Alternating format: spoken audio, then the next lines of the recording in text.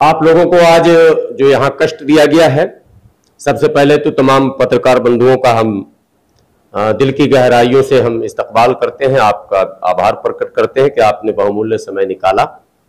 दरअसल पिछले कई वर्षों से देश में भ्रष्टाचार को लेकर बड़ी राजनीति हुई है।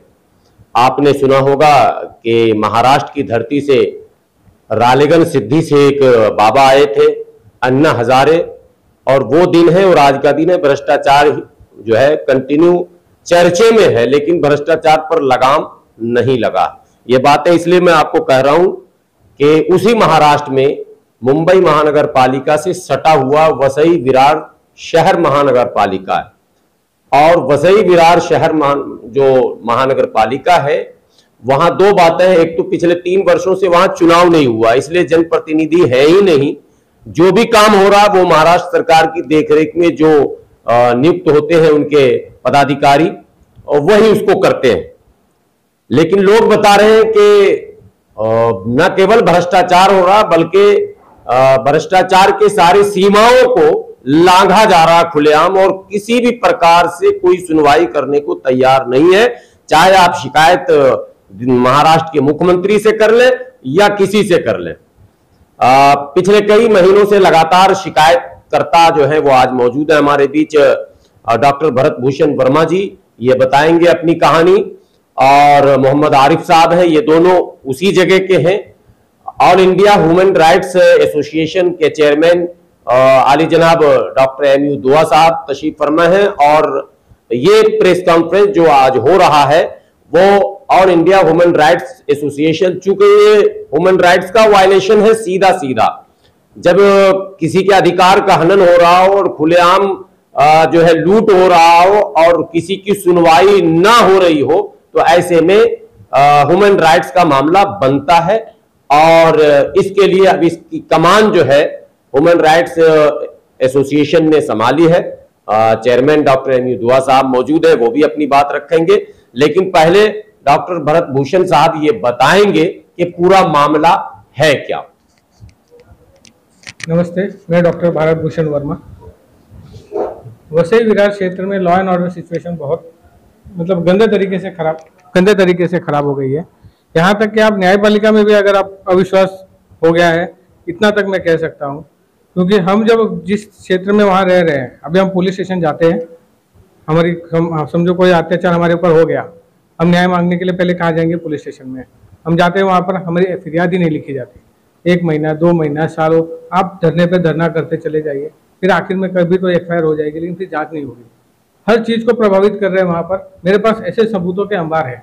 20 फाइलें मैं यहाँ पे लेके आया था दिल्ली में, इस भरोसे पर कि मुझे यहाँ पर न्याय मिलेगा, लेकिन यहाँ से भी मुझे निराशा ही अभी तक हाथ लगी हुई है। इसीलिए 21 जुलाई 2023 से मैंने आमरण अनशन का ये प्रोग्राम रखा हुआ है जंतर मंतर पर। तो हमारे चेयरमैन डॉक्टर MU दुआ साहब अपनी बात रखते हैं। भारत भूषण जी, आपने जो विषय लिया है उसका ग्राउंड रिपोर्ट हम लोग ह्यूमन राइट्स की तरफ से जल्दी वहाँ बनाएंगे। यहाँ कमेटी एक गठित करेंगे। आपकी जितनी भी डॉक्यूमेंट्स है उसकी स्टडी करने के बाद मैं आपको आश्वस्त करना चाहता हूँ कि हमारी टीम आपके अधिकारों के लिए लड़ेगी, और जो भी वहाँ मूलभूत समस्याएं हैं उस पर हम लोग आवाज़ उठाएंगे और आपके लिए काम करेंगे।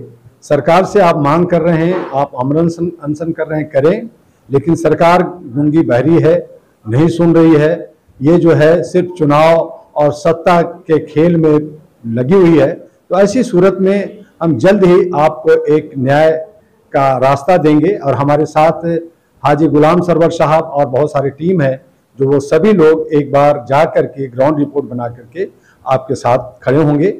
आप घबराएं नहीं। वहाँ की जनता से आप हमारी मैसेज को पहुँचा दें कि all India human rights association के राष्ट्रीय अध्यक्ष डॉक्टर दुआ, गुलाम सरवर और उनकी टीम और मीडिया की भी टीम ग्राउंड रिपोर्ट बनाते हुए आपके विकास के लिए वहाँ की पुलिस या वहाँ के नगर निगम से लड़ने के लिए तैयार है, और जल्द ही इसे एक मुकाम हासिल होगा और आपको खुशी मिलेगी। डॉक्टर साहब, आपसे एक सवाल है। डॉक्टर वर्मा जी, आपने जो 21 तारीख के धरने का जिक्र किया है दिल्ली जनता दल, क्या आप लोगों को वहाँ न्याय नहीं मिल पाया? महाराष्ट्र के अंदर यहाँ तक आना पड़ा, और ये जो बता रहे हैं आप पैदल आए हैं? देखिए सर, मैं 2012 से लड़ाई लड़ रहा हूँ। 2014 तक फिर भी कुछ हद तक ठीक थे माहौल। 2014 के बाद से भ्रष्टाचार जो मेरे ऑब्जर्वेशन में आया है एकदम संगठित हो गया है। संगठित मतलब बोलिए, एक हवलदार से लेके मुख्यमंत्री के जो सेक्रेटरी साहब होते हैं या महाराष्ट्र राज्य के जो चीफ सेक्रेटरी साहब होते हैं, वहां तक सब इन्वॉल्व ऐसे दिखाई देते हैं। यहाँ तक कि मैंने जब लोकायुक्त के पास में कंप्लेंट दाखिल की थी, लोकायुक्त ने क्या किया पहले मालूम है आपको? शिकायतकर्ता का नाम बदली कर दिया, जबकि ये किसी भी शिकायत में प्रावधान नहीं है कि आप शिकायतकर्ता का नाम बदली कर सके। दूसरा काम उन्होंने किया, आरोपी का नाम बदली कर दिया। अब उन्होंने प्राइवेट लोक आयुक्त मतलब खाली भ्रष्टाचार के केसेस देखने के लिए नियुक्त किए गए अधिकारी हैं, हाईकोर्ट के रिटायर्ड जस्टिस। अब उनका क्या इंटेलेक्चुअल कैपेसिटी है, उन्होंने आरोपी का नाम बदली करके एक प्राइवेट आदमी को आरोपी किया और बाद में केस को डिस्पोज ऑफ कर दिया सिविल बता करके। अब करप्शन का केस सिविल कैसे हो सकता है? करप्शन तो क्रिमिनल ऑफेंस है, आईपीसी के अंदर भी मेंशन किया हुआ है, अलग से उसकी एक्ट भी बनी हुई है, प्रिवेंशन ऑफ करप्शन एक्ट, सजा का प्रावधान है उसके अंदर। लेकिन ये सारी चीजें वहां पे संगठित तौर पर हो रही है। लोग न्याय की उम्मीद किससे करें? अब लोक आयुक्त सबसे ऊंची कुर्सी है वहां पर। हाईकोर्ट में भी हम पीआई दाखिल करके बैठे हुए 2019 से, उसमें भी तारीख नहीं लग रही है। अब आप जो है दिल्ली जनता मंदिर पर कितने दिन का धरना देंगे और 21 तारीख से शुरू करेंगे? ये सर आर पार की लड़ाई है। या तो मुझे मेरे लोगों को न्याय मिलेगा या तो मेरी जान वहां जाएगी। अब ये इन दो से अलावा तीसरा कोई रास्ता उसके अंदर नहीं है। और इसको ये समझना है कि जन लोकपाल बिल की मांग को लेकर अन्ना हजारे आए थे। जन लोकपाल तो सामने आया नहीं, लेकिन टूटे फूटे अंदाज में यूपीए सरकार ने एक कानून बनाया और उसी के अंतर्गत ये लोक आयुक्त नियुक्त हो रहे हैं। लेकिन लोक आयुक्त का काम कोई भी पारदर्शी नहीं है, कहीं से भी ट्रांसपेरेंसी दिखती नहीं है। जैसा कि इन्होंने बताया, आरिफ भाई भी विक्टिम है वहां के, और कई कहानियां इनके साथ भी हैं। अब ह्यूमन राइट्स एसोसिएशन आपको आश्वस्त करता है कि आपके इस लड़ाई में, जो कि इस देश की बड़ी लड़ाई अब बन रही है, भ्रष्टाचार से सभी लोग पीड़ित हैं, गरीब गुरबा ज्यादा प्रभावित है, इस लड़ाई को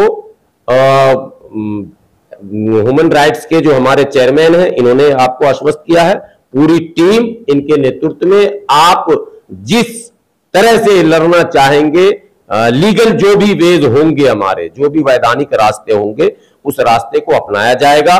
जहां जहां तक ये बात पहुंचानी हो चाहिए वो तमाम जगहों पर पहुंचाई जाएगी, ये घोषणा है। और 21 तारीख जो आप अनिश्चितकालीन धरना पर बैठ रहे हैं, जिसमें हंगर स्ट्राइक भी करेंगे डॉक्टर वर्मा जी, तो प्रेस के साथियों को ये बता दूं कि उस स्ट्राइक में भी शाना बशाना ह्यूमन राइट्स की टीम रहेगी। अस्सलाम वालेकुम, मेरा नाम मोहम्मद आरिफ है। मैं इतना परेशान हूँ कि वहाँ की पुलिस से, और वहाँ से इंसाफ मांगने किसके पास जाऊँ मैं? पुलिस के पास चौकी में जाता हूँ तो बोलते हैं कमिश्नर के पास जाओ, कमिश्नर के पास जाते बोलते एसीपी के पास जाओ, एसीपी के पास जाते तो बोलते डीसीपी के पास जाओ। तो बोलो कहाँ जाए? इंसाफ के लिए वहीं तो जाना पड़ेगा ना, मदद के लिए किसके पास जाए? वो भी बोलते ना कि मदद के लिए हमारे पास आओ, कुछ करो मत। तो इसीलिए उनके पास जाते तो वो बोलते उधर जाओ। बोलो आप बताओ कहाँ जाए? इसलिए हम वहां बॉम्बे से हम दिल्ली पैदल चल के आए और 32 दिन में यहाँ पहुंचे हम लोग। कहाँ सोए कहाँ रहे कुछ नहीं, उसका भी कुछ नहीं। अभी हम लोग अनशन पे बैठने वाले हैं 21 तारीख को। उसमें अभी कुछ भी हो, हमारा जान जाए या मरे, हम लोग कुछ भी होए, अल्लाह हवाले उसके, बस।